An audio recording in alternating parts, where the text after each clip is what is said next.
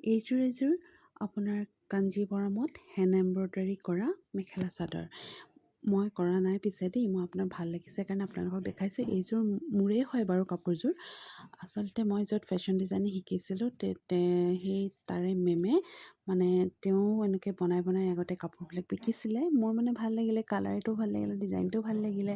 তাৰপিছত ক'লোঁ মোকেই দিব এইযোৰ, ময়ে ল'ম। কেনেকুৱা লাগিছে জনাবচোন।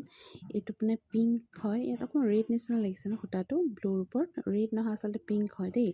আৰু হাতৰ কাম জানেই যিহেতু বহুত কষ্ট হয়, যিসকলে কৰে তেওঁলোকেহে মানে গম পায় এযোৰ মেখেলা চাদৰ হাতেদি কৰি উলিয়াবলৈ কিমান দিন লাগে আৰু বহুতখিনি কষ্টও হয়।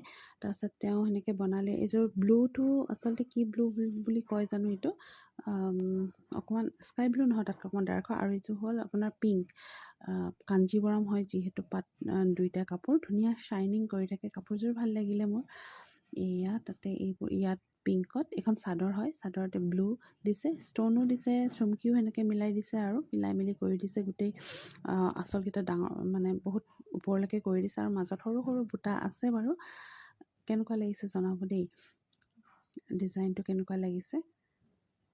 এইখিনি কিন্তু বহুত কষ্টও হয় এইবিলাক কৰিবলৈ, হাতেদি কৰাসকলে জানে বাৰু। মই আৰু ল'লোঁ, ভাল লাগিলে কাপোৰযোৰ। কিন্তু বহুত বছৰ হ'ল দে, আপোনাৰ 15 বেছিয়ে হ'ল চাগৈ, 18 বছৰমান এনেকুৱা মানে হ'ল, 15-18 বছৰ পৰা। এতিয়াও কিন্তু ধুনীয়া হৈ আছে কাপোৰযোৰ। পিন্ধিছোঁ, নিপিন্ধাও নহয়, বেছিও পিন্ধা নাই বাৰু, 5-6বাৰমান পিন্ধিছোঁ নেকি, এনেকুৱাই হ'ব আৰু। কিন্তু থৈ দিয়া হয় আৰু এইবোৰতো কাপোৰ সেনেকৈ ধোৱা নহয়, সেইকাৰণে ধুনীয়াই হৈ আছে। তাৰ লগতে এইটো ব্লাউজ পিচ ব্লু, পিঠিফালেও গোটেইটোত কৰি দিছে আৰু হাততো আছে। মই নিজে নাই কৰা যদিও হাতে কৰা হয় চিলাই, সেইটো কাৰণে আপোনালোকক দেখালোঁ।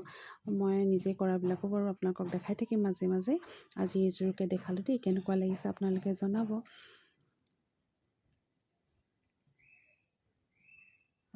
এইটো ব্লাউজটো। আজিলৈ ইমানেই, ধন্যবাদ।